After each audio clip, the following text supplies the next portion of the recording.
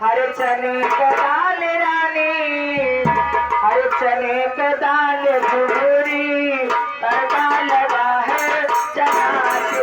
दाल, चना के दाल राजा, चना के दाल रानी, चना के दाल भूरी, तड़का लगा है चना के दाल।